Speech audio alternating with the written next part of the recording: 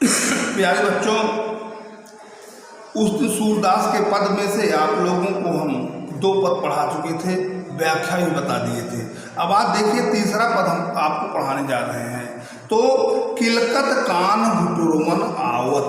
किलकत देखिए सूरदास जी ने, उस दिन हम आप लोगों को बताए थे कि सूरदास जी को लोग जन्मांध कह रहे थे, कहते हैं सूरदास जी जन्मांध थे। लेकिन देखिए इन्होंने श्री कृष्ण की बाल दशा का इतना मनोहारी ढंग से वर्णन किया जिसकी विवेचना नहीं की जा सकती। देखिए किलकत कान घुटुरमन आवत। कृष्ण जी छोटे से हैं और अपने घुटनों के बल, आज भी देखते हैं एक छोटा सा नन्हा सा बच्चा जब घुटनों के बल चलने लगता है तो कितना सुंदर लगता है। उसी प्रकार से श्री कृष्ण जी नंद बाबा के आंगन में अपने घुटनों के बल चल रहे हैं और किलकारियां मार रहे हैं। तो वही सूरदास जी कह रहे हैं किलकत कान, कान माने श्री कृष्ण किलकारी मार रहे हैं। किलकत कान घुटुरमन आवत, कैसे आ रहे हैं? किलकारी मारते हुए अपने घुटनों के बल नंद बाबा के आंगन में चले आ रहे हैं। और क्या, मणिमय कनक नंद के आंगन बिंब पकड़ धावत। उस सोने के आंगन में, नंद बाबा के आंगन में सोना लगा हुआ है और जड़ा हुआ है, और उस आंगन में श्री कृष्ण जी अपनी प्रतिबिंब माने होता है परछाई। क्या होता है? बिंब माने होता है परछाई, बिंब माने परछाई। मणिमय कनक नंद के आंगन बिंब पकड़िबे धावत। कहाँ दौड़ रहे हैं?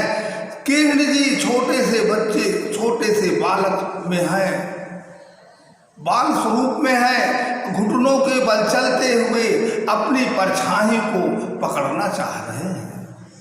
तो बच्चों देखिए, कबहु निरख हरि आप छाव को करसो पकड़न चाहत।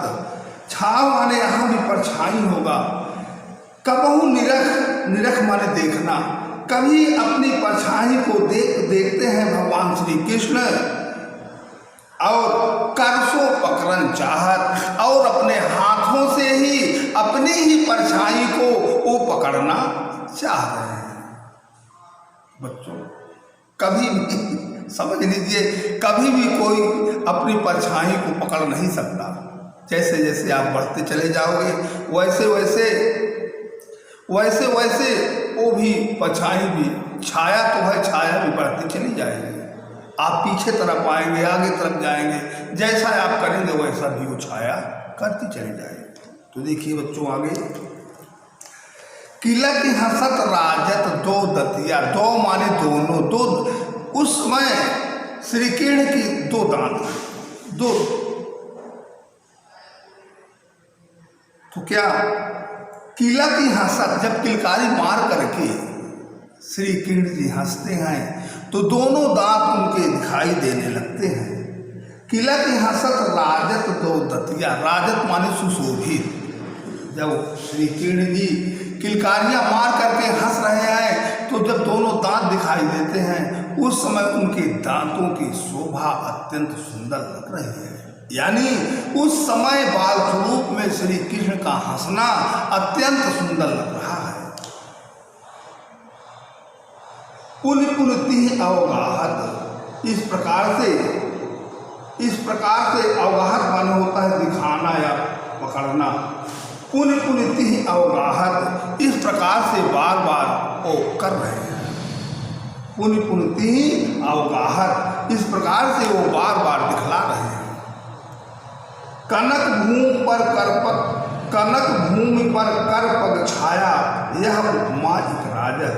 सोने की भूमि पर नंद बाबा के आंगन में सोना चांदी जड़ा हुआ है, और उस सोने चांदी के नंद बाबा के आंगन में कनक भूमि पर, सोने की जमीन पर कर पग छाया, उनके हाथों और पैरों की छाया, यह उपमा एक राजत अत्यंत सुशोभित लग रही है। प्रकार का श्री कृष्ण का स्वरूप सोने के आंगन में इस प्रकार से उनकी उपमा अत्यंत सुशोभित लग रही है। कर कर प्रतिपद प्रतिमन वसुधा कमल बैठती साजत। इस प्रकार से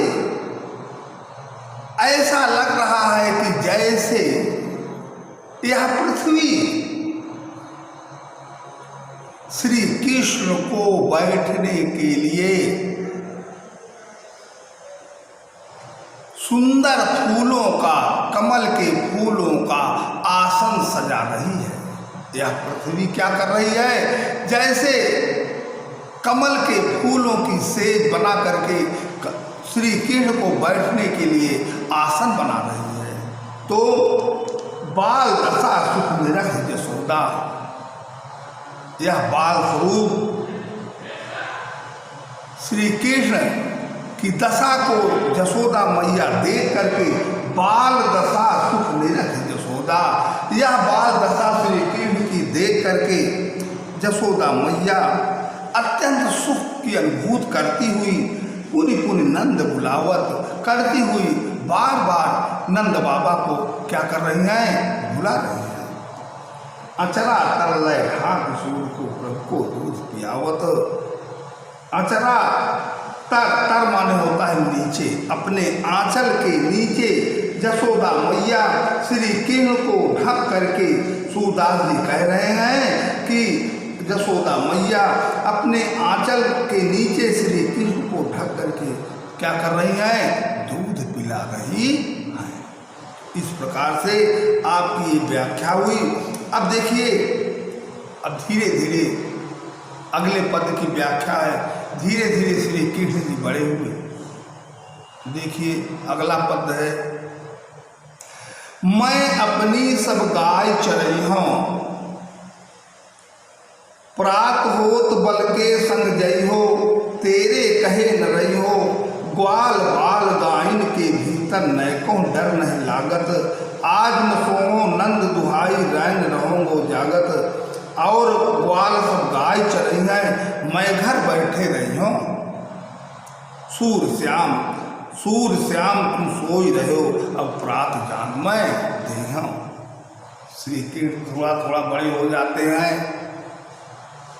अब इसमें श्री कृष्ण जी कह रहे हैं कि हे माँ यशोदा, मैं अपनी सब गाय चरई हूँ। हे माता यशोदा, मैं आज से अब गायों को चराने के लिए जाऊंगा। प्रात होत बल के संग जइहो, तेरे कहे न रहियो।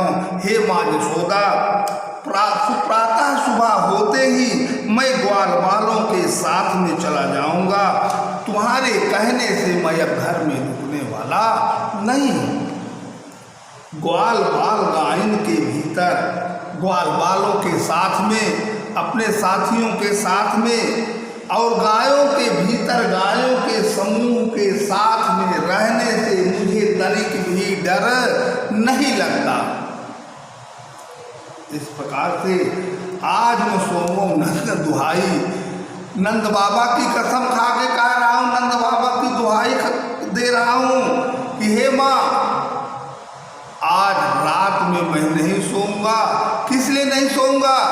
कि यदि मैं सो जाता हूँ तो पता नहीं मेरी नींद खुले कि ना खुले, और ग्वाल वाले अपनी गायों को लेकर के चले जाएं, मैं घर ही में रह जाऊं। इसलिए हे माँ, आज मैं सोऊं नंद दुहाई, मैं नंद बाबा की दुहाई देकर कह रहा हूँ।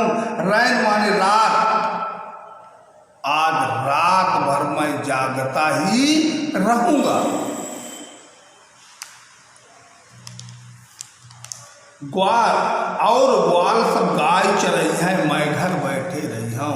हे माँ यशोदा, हे मेरी प्यारी माँ, बताओ, गांव के सारे ग्वाल वाले गांव को चराने के लिए जाएंगे और मैं घर में बैठा क्या करूँगा?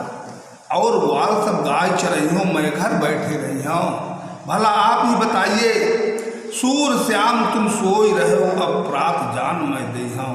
सूरदास जी कहते हैं कि माँ जसोदा कह रही है कि हे मेरे प्यारे बच्चे, अब तुम चलो सो जाओ, और जब सुबह होगी तो मैं तुम्हें जाने के लिए आज्ञा दे दूंगी। इस प्रकार से श्री कृष्ण सो जाते हैं। अब अगला पद देखिए बच्चों, मैं हूं ना चरई हूं गाय। अब देखिए श्री कृष्ण जी एक दिन ग्वाल वालों के साथ में अगले पद की जो व्याख्या है अपने बताया कि श्री कृष्ण जी अपनी माँ से आदेश लेकर गायों को चराने के लिए गए।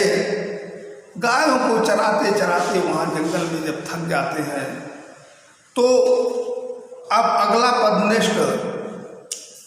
पद आपको पढ़ाएंगे कि श्री कृष्ण जी ये मान जाते हैं कि हे माँ यशोदा, अब मैं दोबारा गायों को चराने के लिए नहीं जाऊंगा। अब हम अगले दिन आपको अगला पद यही पढ़ाऊंगा।